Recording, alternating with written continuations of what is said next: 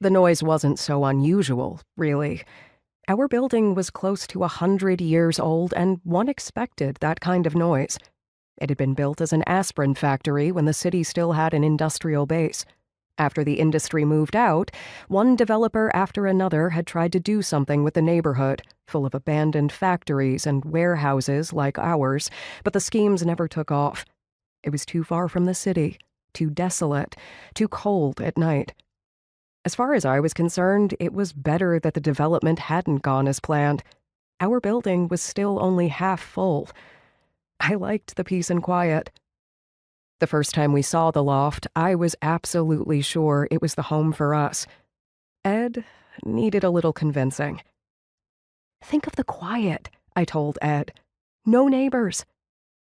Conduits were in place for lighting and plumbing, but they had never been utilized. We would have to do major renovation. "Think of the possibilities," I cried. "We can build it from scratch." 6 white columns held up the place. Heat was provided by an industrial blower hung from the ceiling. "It has character," I told Ed. "It has a personality." He relented, and we got the place at half of what we would have paid elsewhere. We spent the extra money on renovation. Ed gave me free rein to do as I pleased. I was an architect, and now I could be my own dream client. I designed every detail myself, from the off-white color of the walls, to the porcelain faucets on the kitchen sink, to the installation of the fireplace along the south wall, which cost a fortune, but was worth the money. The neighborhood, though, was sometimes difficult. No supermarkets, no restaurants, a few small grocery stores that specialized in beer and cigarettes.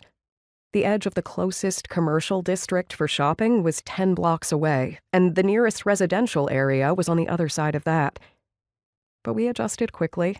We had a car to take us wherever we wanted on nights and weekends, and during the week we usually took the train to work.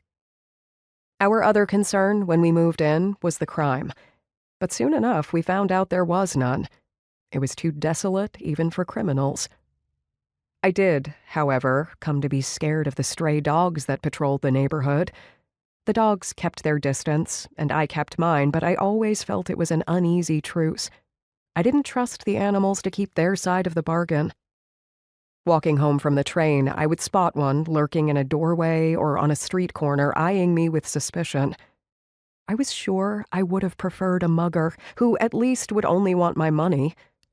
I didn't know what these dogs wanted when they looked at me with their bloodshot eyes. That fall, I found out when a German Shepherd mix followed me home from the train station one night.